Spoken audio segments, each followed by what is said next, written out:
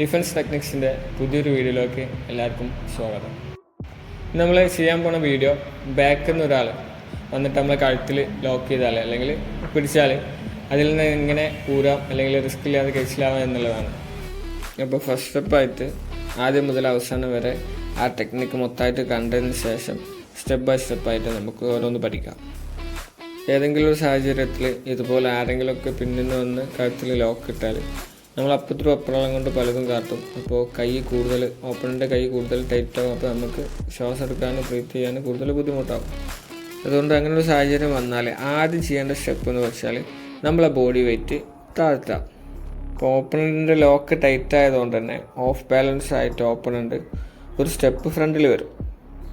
ഒരാളെ നമ്മളെ കൺട്രോളിലാക്കാനുള്ള ഏറ്റവും എളുപ്പമാർഗം ആളെ ഓഫ് ബാലൻസ് ആക്കുക എന്നുള്ളതാണ്. ബോഡി വെയിറ്റ് കൊടുക്കുന്ന അതേ സമയത്ത് തന്നെ ഓപ്പണിൻ്റെ ലോക്കിട്ട് കൈ താഴേക്ക് പിടിച്ച് വലിക്കണം, അല്ലെങ്കിൽ അത് കഴുത്തിൽ ടൈറ്റ് ആവും. ഇനി സെക്കൻഡ് സ്റ്റെപ്പായിട്ട് ഓപ്പണിൻ്റെ ഫ്രണ്ടിൽ ഉള്ളിലുള്ള നമ്മുടെ കാല് പുറത്തേക്ക് ഓപ്പണിൻ്റെ ബാക്കിലായിട്ട് പ്ലേസ് ചെയ്യാം. അങ്ങനെ ചെയ്ത് കഴിഞ്ഞാൽ അതുവരെ ബാക്കിലുള്ള ഓപ്പണൻ്റ് നമ്മളെ ഫ്രണ്ടിലുള്ള നമ്മൾ ഓപ്പണൻ്റെ ബാക്കിലാവും.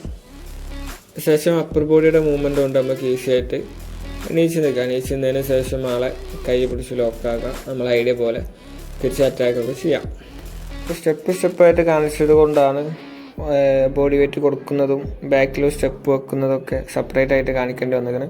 നമ്മളെ ബോഡി നല്ല പെർഫെക്റ്റ് ആൻഡ് ഫ്ലെക്സിബിൾ ആണെന്നുണ്ടെങ്കിൽ സ്റ്റെപ്പ് വെക്കാതെ തന്നെ നമ്മളെ ബോഡി മൂവ്മെൻറ്റ് മാത്രം വെച്ചിട്ട് തന്നെ നമുക്ക് ഈ ലോക്കിന്ന് കഴിച്ചിലാവാം.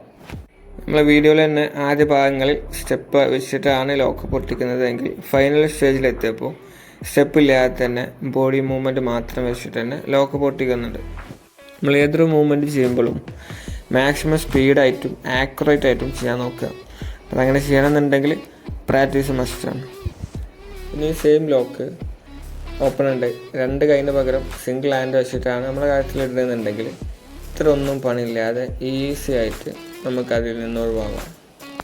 ഓപ്പണൻ്റെ ഏത് കൈയാണോ നമ്മളെ കഴുത്തിലിടുന്നത് അതേ കൈയിൻ്റെ അതേ സൈഡിലേക്ക് നമ്മൾ തിരിഞ്ഞു പോയാൽ ഈസി ആയിട്ട് ആ സിംഗിൾ ഹാൻഡ് പൊട്ടിക്കാൻ കഴിയും.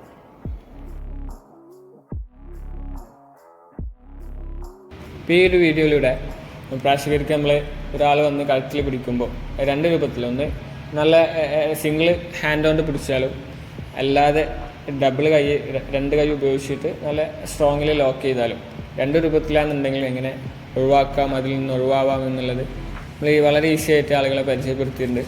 ഇനിയും ഇതേപോലുള്ള വീഡിയോകൾക്ക് നമ്മളെ കൂടാം. അപ്പോൾ അടുത്ത ആഴ്ച അല്ലെങ്കിൽ അടുത്ത 2 ആഴ്ചൻ്റെ ഉള്ളിൽ വീണ്ടും കാണാം. അതുവരെ ബൈ.